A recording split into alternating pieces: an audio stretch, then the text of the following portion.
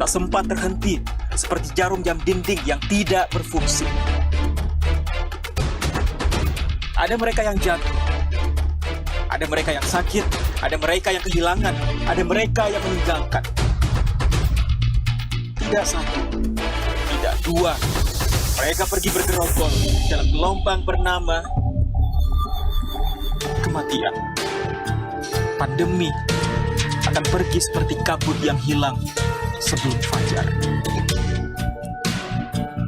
Asal kalian tidak membawa ego, bergerombol di sana-sini, berhahaha mengabaikan yang diatur. Sungguh elok jika kalian peduli atas nama kemanusiaan. Pakai masker, harga mati. Gak pakai masker, bisa mati.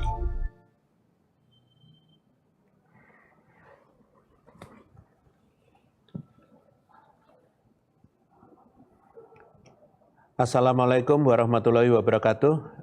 Good morning to all our friends in the media. Thank you for joining us today, and I think this press conference will be moderated by Mbak Ismi from Nikkei Asia. Good morning. Morning, Pak Wiku. How are you today? I wish you are well. Thank you. I hope you are fine too. Thank you. May I start to continue for the yes, please. Okay, thank you. So, as always, I will be updating you on the recent COVID-19 management developments in Indonesia. And the COVID-19 situations in Indonesia continues to improve. And this is reflected in the positivity rate that continues to decline, and also the number of the testing and tracing that continues to increase. Nevertheless, the government will continue to make efforts to control it as much as possible. As long as COVID-19 is still in Indonesia, the government will strictly enforce PPKM by monitoring and evaluating every week. And the detailed revisions and evaluations are carried out every week, given that adaptive policies are required to adapt to the dynamic conditions of the virus circulations. Any policies undertaken will also, and now here are some additional trends seen in some countries when compared to global trends. The largest contributor to the total number of positive cases in the world, namely the United States, is currently also experiencing the third wave or the third peak, and the curve also seems to have started to slow down. The pattern of case increase in the United States is similar to that globally, especially in January and September 2021. The slight difference is seen in April 2021, while global cases witnessed a spike, the US saw a fall. Next, in Malaysia and Japan. These two countries have a similar pattern with global case pattern, with the three spikes mentioned above. And currently, while cases in Japan have begun to decline, Malaysia is still at the peak of the third wave. The anomaly case here is India. India experienced its first spike in case in September 2020, when other countries were yet to reach their first peak. However, when other countries started experiencing a spike in cases in January 2021, India actually experienced a decline in cases. Cases surged again in April 2021 and contributed to the highest number of cases in that period. The second peak has since declined, and India continues to display a flat curve for 2.5 consecutive months, while other countries across the world experience an increase in cases. If we look at Indonesia's pattern, Indonesia's first peak aligns with that of other countries across the globe in January 2021. However, when the world and other countries experienced a second peak in April 2021, Indonesia was still experiencing a decline in cases. Later, when Indonesia reached its second peak in July, other countries and the world did not experience the same. Moreover, in this September, when cases in Indonesia continue to decline, the world case is still experiencing the third wave or the third peak. The second spike in Indonesia last July, which was not followed by a surge in the world cases, shows that although Indonesia experienced a significant increase in cases, it was not significant enough to contribute to the increase in the global cases. The spike in cases in Indonesia was also handled immediately, as seen in the curve that shows a gentle slope, unlike other countries that are going through the third spike. We should appreciate this excellent development as it shows the resilience of our nation in the face of the COVID-19 pandemic. I thank the entire community, the health workers who are tireless in treating patients, and the great cooperation between all regions heads in Indonesia. In addition, while Indonesia's population is similar to the United States, the latter is seeing a much smaller number of daily positive cases and the number of cases per 1 million population. In fact, this number is still smaller than neighboring countries whose population is far less than ours. So our main assignment now is to maintain this slope curve. There are two lessons that we must note here. First, the key to maintaining this decline in cases is to seriously maintain health protocols in line with the reopening of community social activities. Mutant variants such as Delta have indeed proven to be faster in transmission. But we must note that despite the variant being found in India in October 2020, cases only spiked in April 2021. Same with Indonesia, where the variant was found in January 2021, but only spiked in July. It is clear that the spike in cases occurred not solely as a result of the Delta variant, but as a result of community social activities that are not in line with the implementation of strict health protocols. If we are able to limit the social activities, the impact of variant mutations will not cause a significant spike in cases. Second, by looking at the pattern of spikes in Indonesia 3 months apart from the spikes in the world, as well as India, Malaysia, and Japan, we must be vigilant and remain disciplined about health protocols so that we don't catch up with the third wave or the third spike in the next few months. We can learn from India as cases in this country have been flat for the last 2.5 months, despite experiencing a significant increase earlier. Now, I will talk about Indonesia's strategy in dealing with the second spike in cases, seeing that we managed to suppress cases to maximum up until today. As per this week, national cases are on a decline for 8 consecutive weeks. Cases this week have declined up to 88.9% compared to the second peak.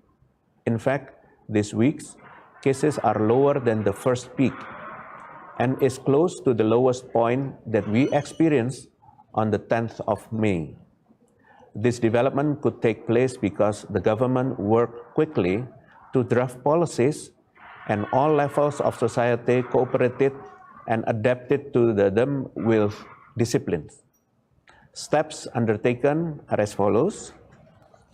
As soon as cases escalated, the government immediately set a policy for the enforcement of community activity restriction or PPKM, which was followed by a stricter restrictions of PPKM level 1 to 4, which was implemented on July 26 until now. The government also regulated travel both domestically and abroad. The policy is evaluated every week through routine central and regional coordination meetings and will continue to be adjusted to the development of cases and dynamics that occur in the community. The rapid response to boost the readiness of health facilities also played a key role in dealing with the surge in cases. The number of beds in referral hospitals continue to rise and has reached to 116,939 beds. Medical device support, such as for oxygen and ventilators, are being fulfilled through equal supply distribution and donations of isotanks and also oxygens various referral hospitals. As for health workers, doctors, interns, and nurses who have not tested for the competence exams also joined in with the supervision of senior nurses. Centralized isolations area were also used to reduce the burden on the referral hospitals, of which there were up to more than 20,000 beds in centralized isolations area throughout Indonesia. Testing and tracing were also main focus. Testing continues to be increased. It has reached nearly 1 million people being examined in 1 week, with the number of laboratories also on the rise. And currently, we have 796 reference laboratory in Indonesia. And to prevent a spike in cases, the vaccination rate will continue to increase to reach 10 million per 10 days since August 2021. And the government will continue to strive for sufficient national vaccine stocks and increase the coverage of equitable distribution of vaccines. As I said earlier, we have passed the spike in cases, and currently our big task is to prevent another spike in cases. The implementations of the PPKM policy needs to be continuously improved, and the public should not be careless in implementing health protocols.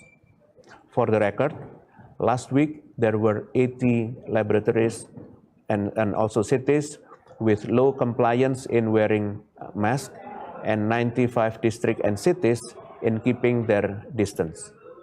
Supervision of health protocols is the key to preventing a spike in cases from happening again.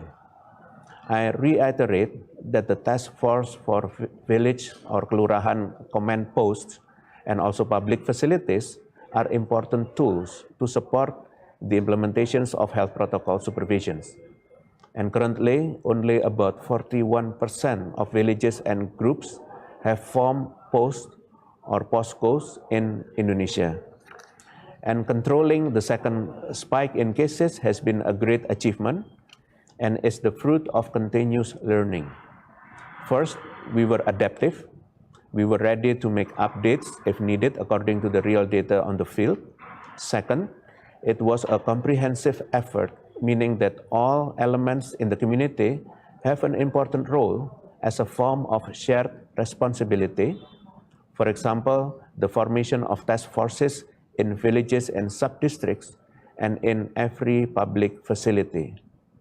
Third, it was a two-way approach, top-down and also bottom-up, where we tried to link the smallest control commands in the regions to the national level.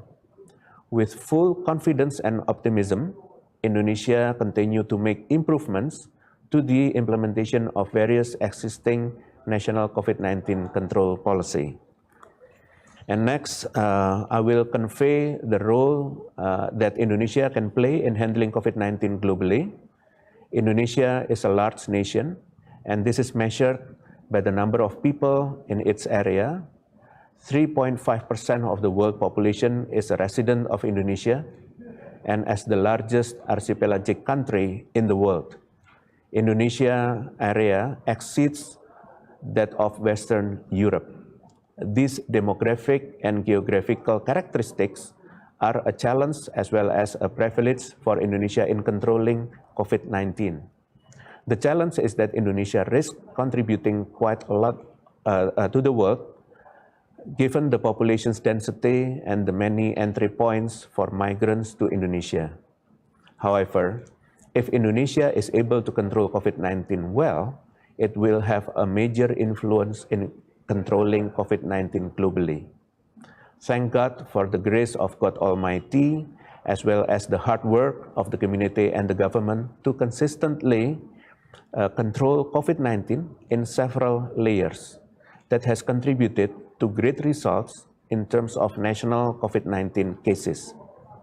The layered policies include regulating international travelers, domestic travelers, and controlling people's activity at home, traveling, or when doing activities outside the home. Despite this excellent achievement, Indonesia believes that COVID-19 will not completely disappear in a short time.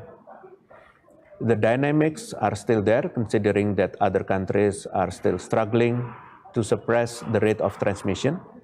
In order to prevent only temporary success in controlling COVID-19, the Indonesian government has compiled a roadmap, which is an anticipatory strategy and the basis for a new life order for the community that is controlled through dynamic PPKM policies according to the data and facts on the ground. This roadmap is not only created to suppress the transmission of COVID-19, but also to encourage controlled community productivity. In the future, the focus of the Indonesia government is to achieve a fatality rate of less than 2%, active cases of less than 100,000 cases, and a positivity rate of less than 5%. Based on the above, I will address the PPKM revisions in Java Bali area that will be effective from the next week as per the instruction of the Ministry of Home Affairs number 42 year 2021. For level 2 and 3, theaters can operate with a maximum capacity of 50% without food and drinks in the vicinity, and visitors below the age of 12 will be prohibited from entering. Operations will be integrated with the Peduli Lindungi system. For level 3, a health protocol trial for recreational places will be held, starting with the exceptions of visitors below the age of 12 and the implementations of the odd even system to and from the location starting from Friday 12 o'clock to Sunday 18 o'clock of the local timing to prevent crowding. This trial operation will also be integrated with the Peduli Lindungi system, and entry point restrictions for international travelers will also be enforced with the following details.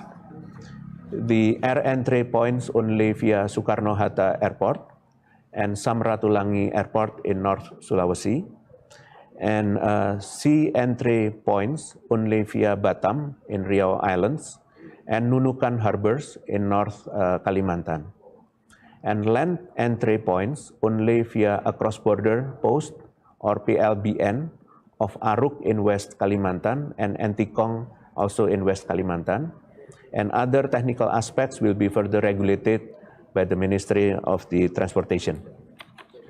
And the addition of vaccine achievement indicators to determine levels per region, the requirement for changing the level 3 area to level 2 are at least one dose of vaccine done for 50% of the general populations and 40% of the elderly populations, which is above 60 years old. And the requirements for the changing from level 2 to level 1 are at least one or first dose of vaccine done for 70% of the general population and 60% of the elderly populations or above 60 years old. And each level 2 local government will be given 2 weeks to achieve this target. If it is not reached within the allotted time, then both will be designated as an area with level 3. In addition, vaccination achievements will be used as the basis for determining the districts and city level in the agglomeration area. And regarding vaccination as one of the pillars in controlling COVID-19 in Indonesia, last night, the central government at the command of the President officially made vaccination coverage per region a condition for reducing the regional level in order to increase national vaccination achievements, which have exceeded 24% of the target set by WHO. In addition, the central government has also involved various elements to oversee the distribution of vaccines to regions, including the Financial and Development Supervisory Agency, or PPKP, the TNI, or Army, and also the National Police. The government will maximize the vaccination target of 40% of the population in each country by the end of 2021, and then increase it to 70% of the populations in the middle of 2022, according to WHO directives. In addition, in line with the President's mandate, which states that Indonesia must participate in overcoming the vaccination gap between countries, the following steps have been taken. Indonesia, through the Minister of Foreign Affairs, has encouraged the acceleration of global vaccination through increasing vaccine productions by diversifying productions, expanding the types of vaccines distributed by COVAX, and increasing the vaccination capacity of AMC, or Advanced Market Commitment countries, which are countries with the right to access vaccines of 20% of the total populations. This is a form of global solidarity to support the equitable distribution of vaccines. Indonesia is also committed to, and at least until the end of this year, only providing the third booster vaccines to health workers, assistant health workers, and supporting personnel who work in healthcare facilities as part of the at-risk population. And as part of a long-term plan in establishing a plan to coexist with COVID-19, Indonesia also participated in the formulations of declarations among G20 member countries and several other international bodies such as WHO, UNICEF, World Bank, and also Gavi. This declaration states that Indonesia is a country that is committed to making recovery efforts after the COVID-19 pandemic, collaborating with other countries in handling the pandemic, using the One Health approach for inclusiveness in handling interrelated human-animal environment health, and providing access to pharmaceuticals and medical equipment easily and quickly. And to conclude, I would like to address a few things. Regulations stipulated in the addendum of the Task Force Circular number 18 of 2021 are effective from today. These regulations mandate additional provisions for international travelers and all transportation mode operators to use the Peduli Lindungi application and supervision of provisions for cargo ships. These additions are expected to optimize the comprehensive multi-layered policy with a digital approach for more efficient control. The Indonesian Food and Drug Agency has also provided an emergency use of authorizations for 3 COVID-19 vaccines that use the non-replicating viral vector platform. The 3 vaccines are Sputnik V, Janssen vaccines, and Confidencia vaccine. These vaccines are intended for people aged 18 years and over. And as for the dosage, the Sputnik V vaccine will be injected twice with an interval of 3 weeks or 21 days, while the Janssen vaccine and Confidencia vaccine will only be injected once each. That's all for today, and we will now move to the media questions and answer sessions. So thank you very much. Thank you, Professor. There are 5 questions. The first one is from Edward Davis, Reuters. Can you comment further on the conditions needed to open up Indonesia's borders with suggestions that November could be the timetable? Thank you. Thank you, Reuters. I would like to reiterate that the Indonesia government's focus moving forward in achieving a fatality rate of less than 2% and less than 100,000 active cases and a positivity rate of less than 5%. Regarding the schedule for easing movement in and out of Indonesia, it will be tentative depending on the case data and facts on the ground. In principle, Policies will adapt to the virus that continues to evolve, as well as people and leaders who must ideally be more reliable in handling emergency conditions. Thank you. Thank you, Professor. Second question coming from Kate Lam, Reuters.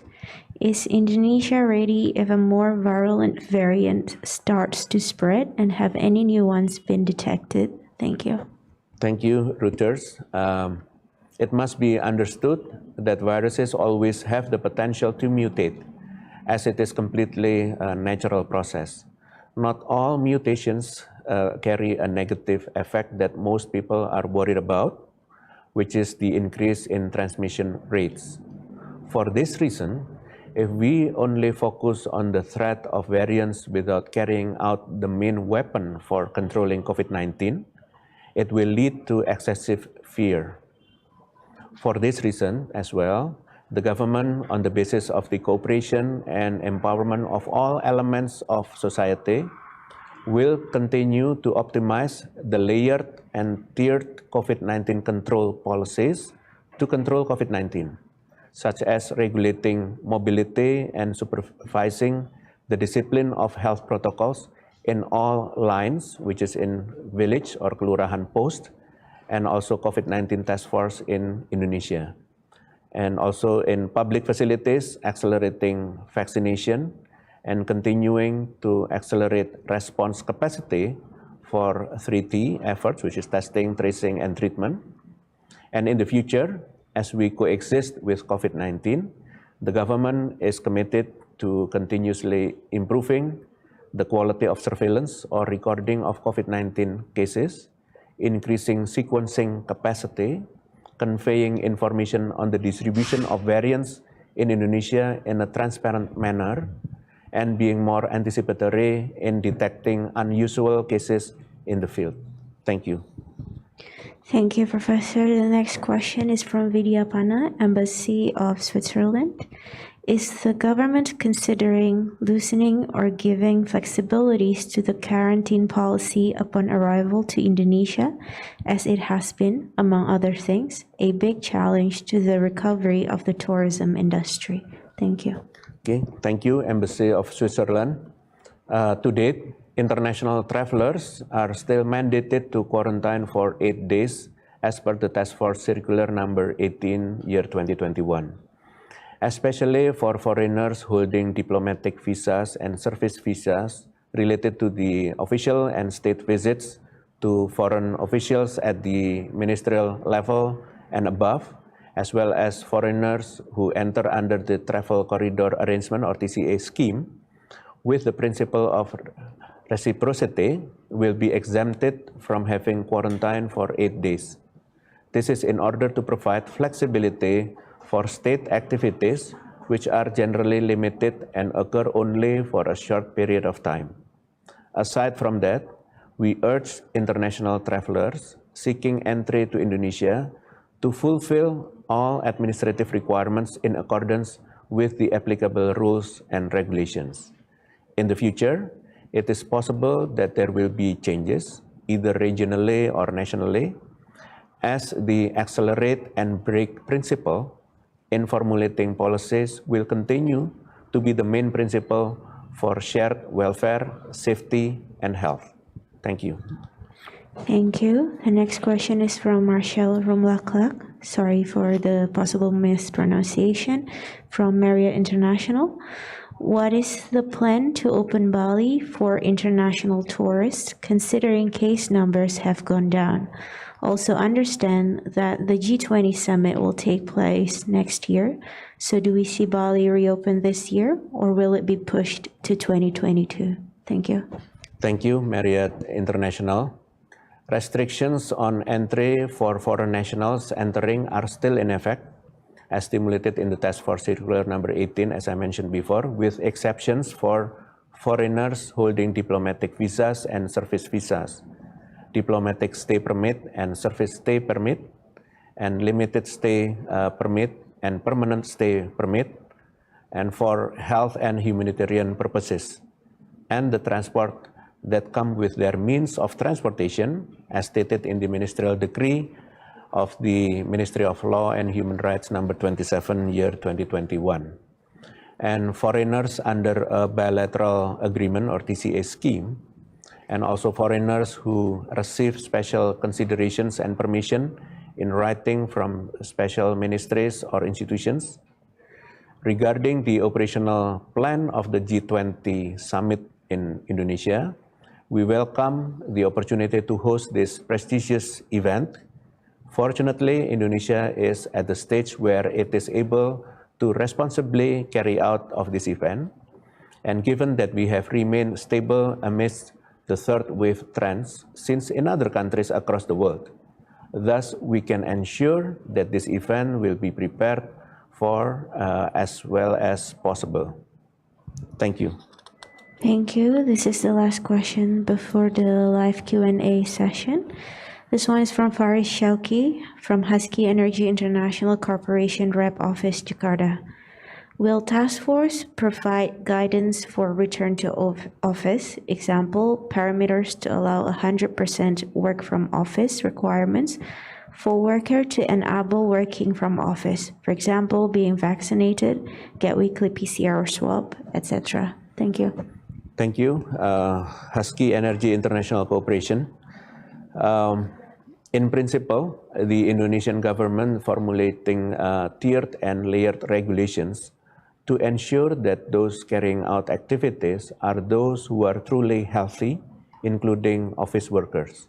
Thus, the government has come up with a task force at public facilities policy through Task Force Circular number 19, year 2021, to guarantee compliance toward health protocols, which are to be implemented at all times.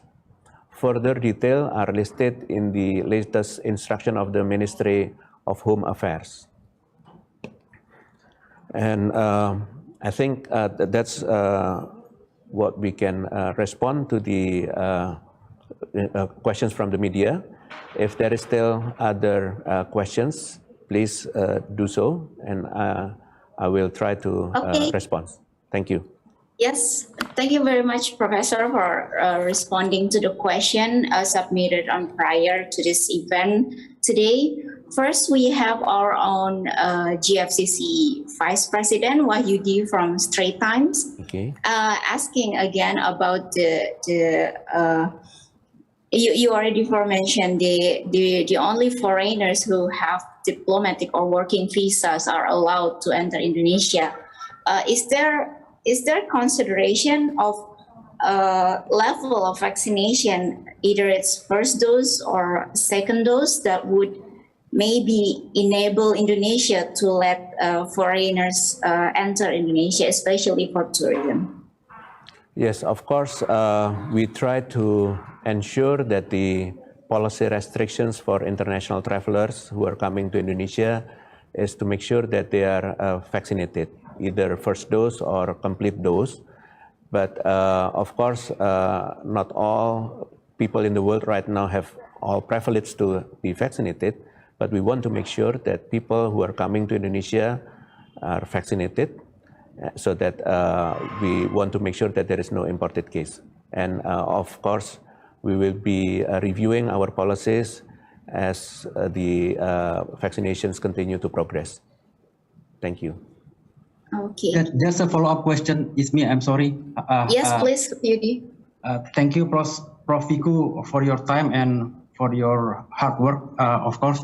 Can you elaborate if whether vaccination coverage is a parameter? I mean to ask you that, is there a certain level of vaccination coverage, first dose vaccination coverage, that would trigger the government to start allowing tourists to come in? Let's say if we reach 60% vaccination coverage, first dose, then that would trigger Indonesian government to allow foreign tourists to come in, not only allowing foreign diplomatic with diplomatic visas and working visas. Thank you. Thank you, Wahyudi. First, of course, we will focus on the internal vaccinations policy coverage to make sure that the people mobility in Indonesia are only for the people who are vaccinated and proven healthy. So that's why we have the a policy to ensure that. And we try to improve the vaccinations policies and coverage in all areas in Indonesia, but of course, we'll be focusing in with the high density of populations and with the potential high transmission.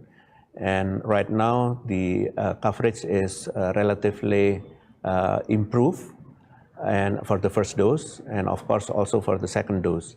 And we will use that considerations, of course, to relax some social economic activities, including to the foreigner. But of course, later, once we can assure that the improve of coverage of vaccinations across Indonesia are safe enough also for the foreigners to come.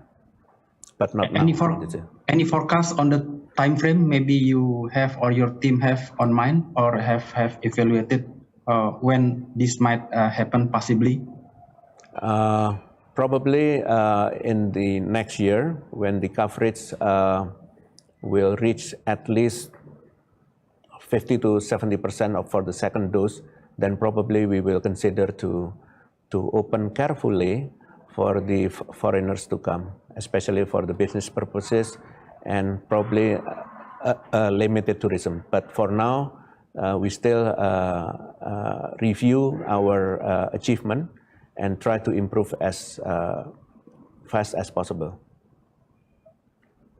So is it fair to say we are sticking to the second dose vaccination as a parameter, as a measure, rather than first dose? Is first dose matter at all? What we use as parameters for preventing this transmission is, of course, 3 approach: the health protocols, the 3T, and also vaccinations. In terms of vaccinations, the first line protections, of course, the first dose. The second line protections is the second dose. So we want to make sure that all people who are active and traveling or mobility are healthy, including the foreigners who are or who will be coming to Indonesia. Thank you, Prof. Thank you. Okay. Thank you, Professor and Wahyudi. And we have second question from our colleague, Kevin Iskandar Putra from Friends and Partners. So would like also to thank the government, especially its task force, for the dedicated work to bring Indonesia to the gradual and optimistic recovery so far. And also, can you share, he asked, can you share the government's plan for strategy addressing the data entry delays? If you can also confirm, I would like to know if it's still happening, that the case is even lower now. In the regional government, what will be the plan and strategy to solve the issue? Okay, thank you for the appreciations, which we all together can control the wave that has just struck Indonesia. But in terms of data, it's always dynamic. Of course, during the peak, our concentrations of course to give care, good care to the people who are sick. And potentially there were some delays in data entry across Indonesia, and we have been cleaning the data to make sure that the data that, for example, the active case, which is more than 21 days, have to be deleted because that's whether they're recovered or they die. And there are some areas that have cleaned up the data with the national data to synchronize the data. And at this moment, as you can see, the reported cases in Indonesia, that's the reflections of the current situations. And we want to make sure that the system that we try to achieve, which is interoperable systems in terms of data entry and reporting, into maximum. But of course, with the 514 districts and cities across Indonesia, that's always a challenge. But if we compare to the last year, today is far more better than before. Thank you. Okay. Yeah. Thank you, Professor. Another appreciation from our colleague here, Peter Fanning, that this has been all as I followed during the PPKM Darurat, the emergency PPKM. It has bin difficult and concerning period for this wave of cases. So thank you again for your difficult that you are undertaking. As for myself, I have one bit of question. I believe this has been mentioned by you yourself, as well as I believe the health minister, that Indonesia is preparing a plan towards facing COVID as an endemic.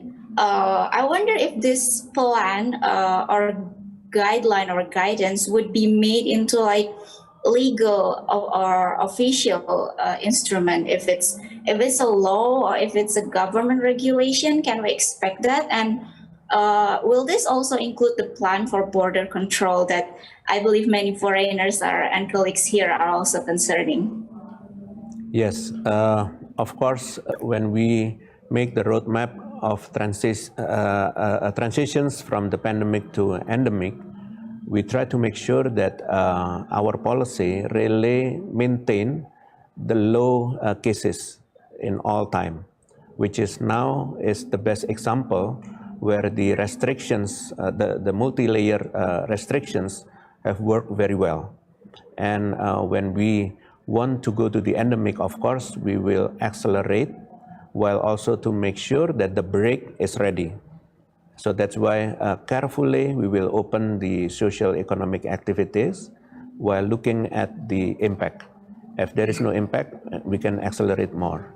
But if there is a health impact, then we will reduce the acceleration. And whether that's going to be governed by a new regulations, we don't know yet. But I think with the current regulations that we have, the multi-layered one, it's proven effective. And also with the frequent coordination meetings between the central government with the local government and dividing into Java Bali controlling or management with outside Java Bali. And that's proven effective to make sure that the cases are under control so far. Thank you. Okay, yes, thank you very much. Great explanation, Professor. Is there anyone else on the participant would like to ask, probably directly, because I haven't got another question on our chat room.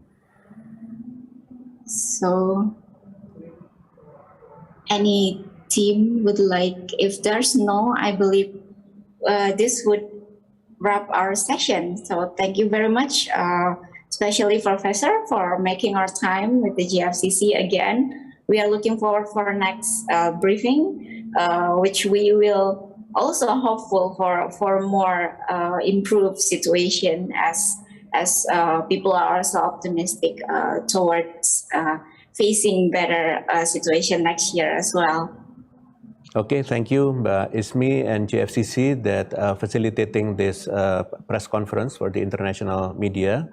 And we are grateful that we can communicate each other so that it's clear our government policies, and we hope still to maintain the relations so that we will be transparent always to give updates on the COVID-19 handling in Indonesia. And we hope the best for the world to conquer the COVID-19. Thank you very much. Wassalamualaikum warahmatullahi wabarakatuh.